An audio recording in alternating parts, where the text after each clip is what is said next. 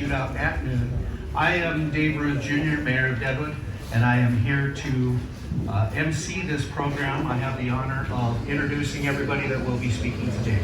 The first person that I'm going to introduce is Andy Mosier, who is the director of the Deadwood Alive. They are the reenacting troupe that does all of our reenacting performances throughout Deadwood.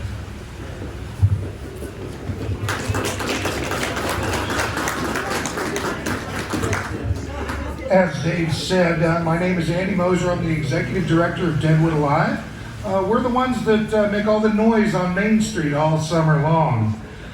We perform 14 shows a day, 6 days a week, all summer long, including the world-famous trial of Jack McCall.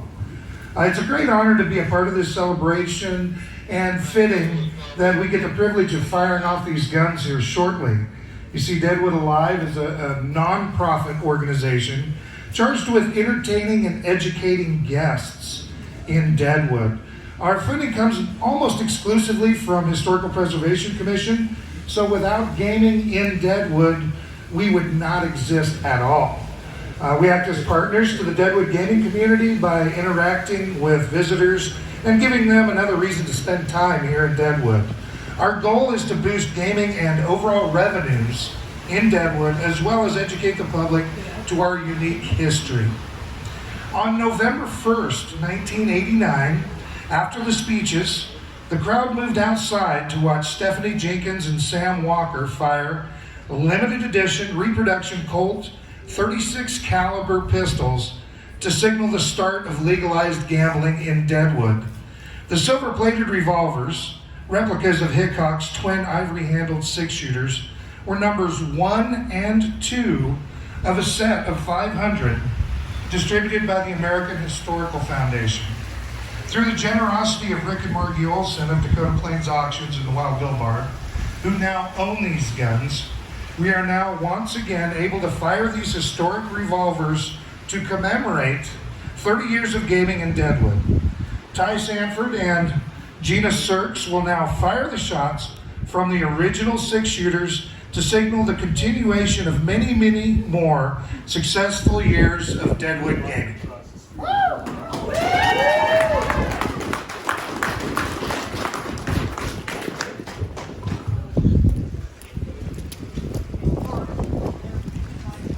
Please stay up on the sidewalks, folks. On the sidewalk, please.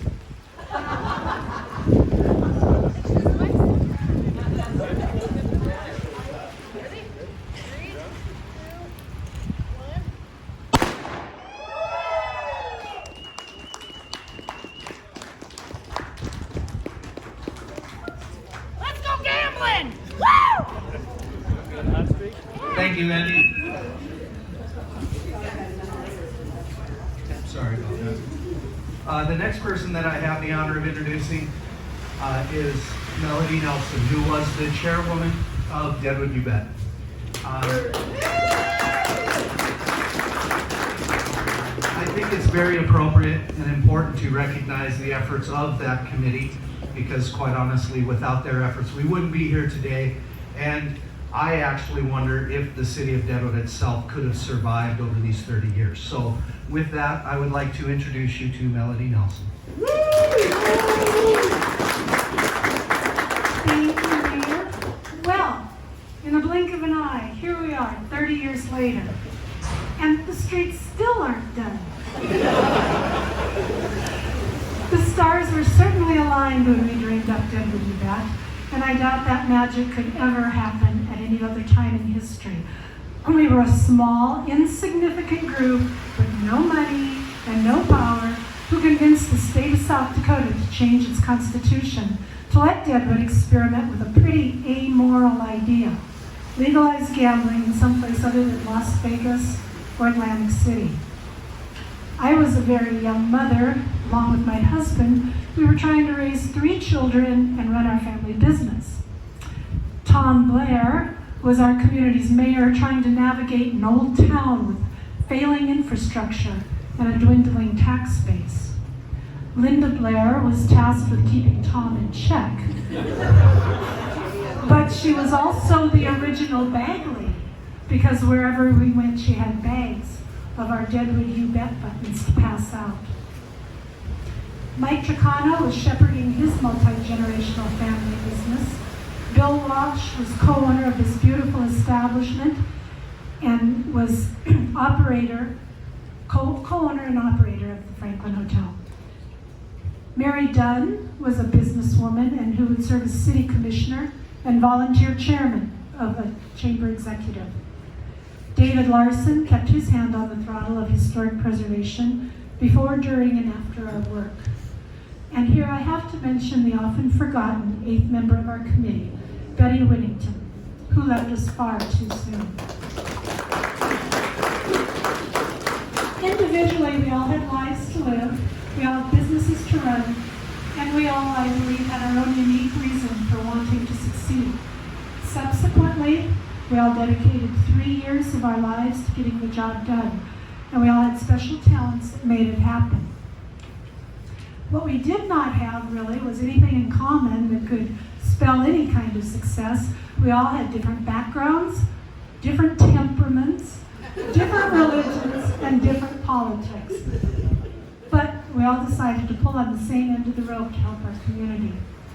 Thousands of dollars raised and spent, thousands of miles traveled, thousands of hours talking with small groups, large groups, and anyone who would listen.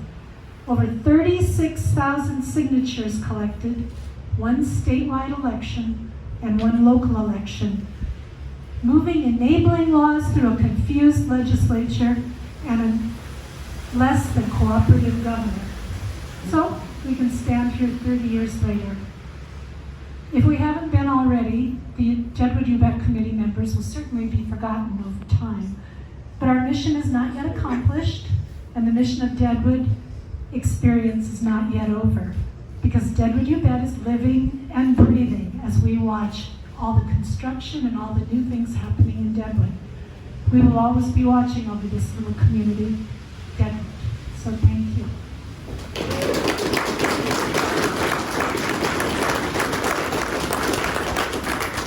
Thank you, Melody.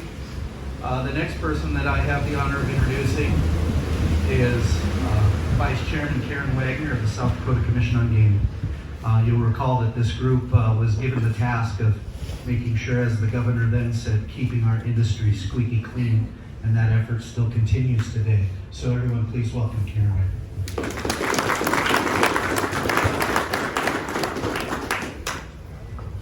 Good morning. On behalf of the South Dakota Commission on Gaming, I want to thank you for making a point of inviting the Gaming Commission to this event and this celebration. The first thing I'd like to do is to recognize my fellow commissioners who are here today, as they are a part of much of our decision-making process.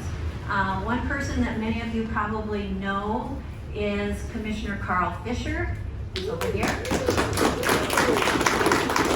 our other commissioner is Commissioner Greg Stroman. And I thought Commissioner Mike Wardeman was going to be present today, but I do not see that he's here.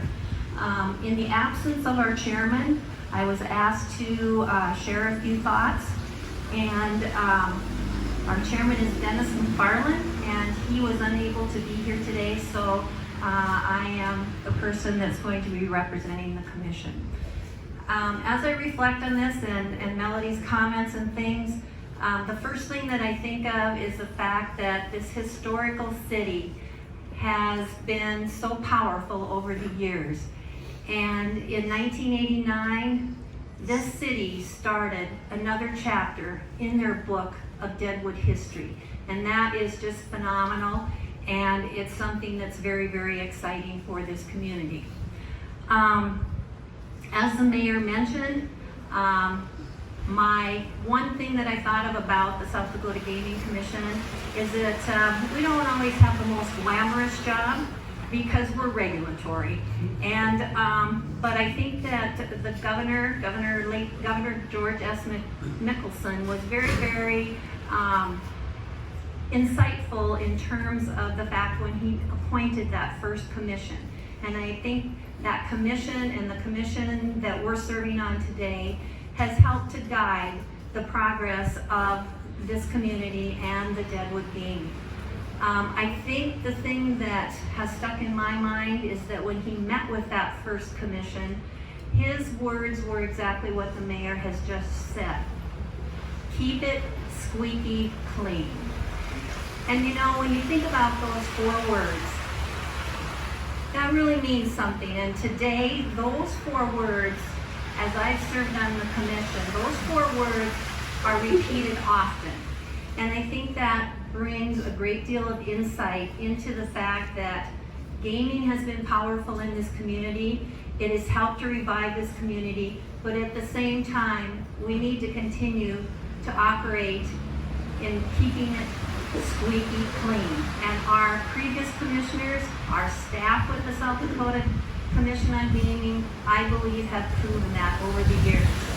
So today, I want to congratulate all of you who are here and the entire community, and I also want, on behalf of the commission, to wish you the very best of luck, because you have many, many new visions and new projects to continue to move this community forward and the gaming industry. So congratulations and best wishes. Let's keep it squeaky clean.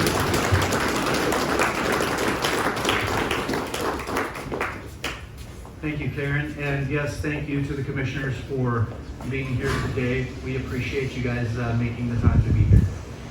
The next person that I have the pleasure of introducing has a very important job, because yes, we can have gaming, but unless we have visitors coming and enjoying our town, it'll be pretty quiet and we won't generate those funds. And so it's my honor to introduce the president of the Chamber of Commerce, Louis Lalonde.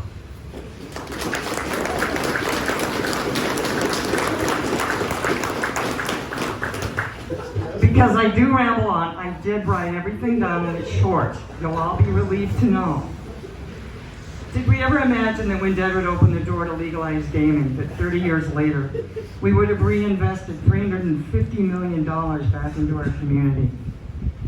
Today I felt confident saying that we would have never achieved the level of success that we have in Deadwood if we had not had the most dynamic Chamber of Commerce in the state of South Dakota. With the expertise and dedication they bring to our events, they attract thousands of people that line our streets, fill our businesses, and as the numbers will prove, keep those slot machines lit up and the card tables flipping cards. They give up many beautiful summer weekends, whatever it takes, working as a team, because the show must go on. I am so proud of who they are and for all they do for our city. Please join me in a much deserving applause for our Chamber of Commerce. Thank you.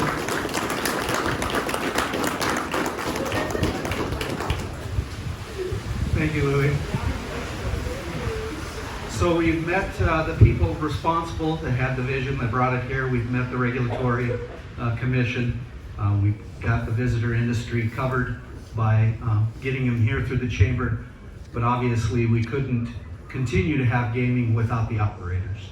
And so Deadwood Gaming Association has done a good job of keeping the operators going on the same level, really putting this community first. And I'd like to introduce Kaleb Arsenal, the president of Deadwood Gaming Association.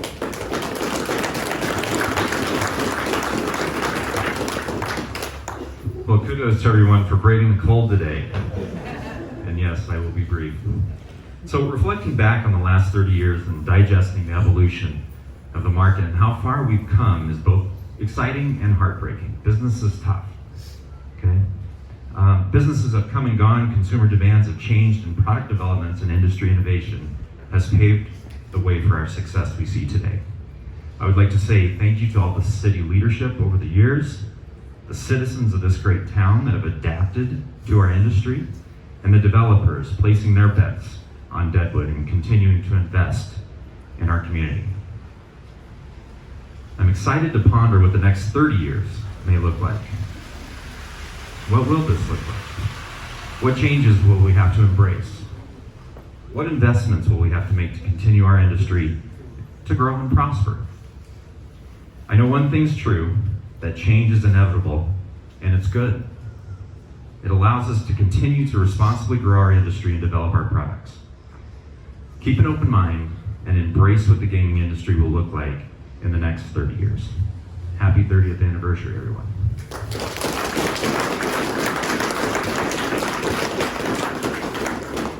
Thank you, Kaleb. And last and certainly not least, it is my honor to introduce Secretary Jim Hagan of the Department of Tourism.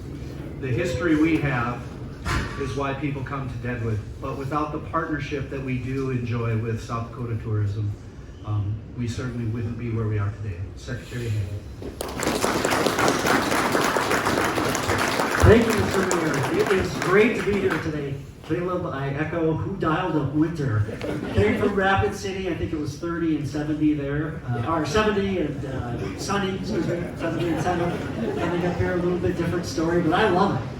I'm hoping Terry Peak opens tonight. Anybody know if it is? So first off, let me congratulate you on 30 years, and I want to thank everybody in this community for your partnership and your friendship and your support of South Dakota tourism and the state of South Dakota.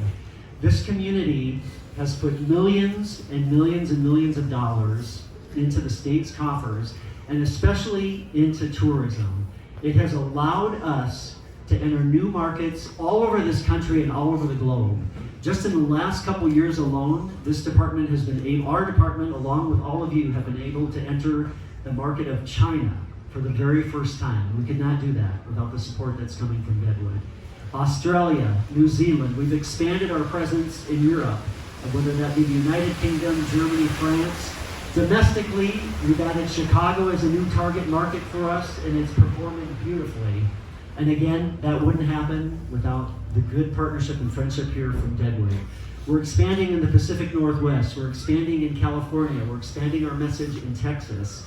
And again, that wouldn't be possible without all of you here. So from the bottom of our hearts as a department, we thank you. We thank you for that support. As I was coming out on the plane today, I was telling Amanda and Lee and others at the Chamber, I was just reading an article that just came out in mid-September and the Chamber wasn't aware of it. The Deadwood, by Far and Wide magazine, was just named one of the top 40 communities in the country, of communities of residents under 10,000. And you're in good company. It's places like Aspen, Colorado, Telluride, Taos, New Mexico, Carmel by the Sea, California. So look at what you're doing together, what gaming is providing for the city. I can't wait to get back here on December 6th for the dedication of this All-Law Square. It's going to be phenomenal. And from my perspective, I'm as optimistic today about the next 30 years as we have been about the last 30 years. We've had our challenges, we know that, but I'm going to place my bet on Deadwood, and I can't wait for the next 30 years. So thanks for having us here today. Congratulations to everybody. Look forward to coming back December 6th.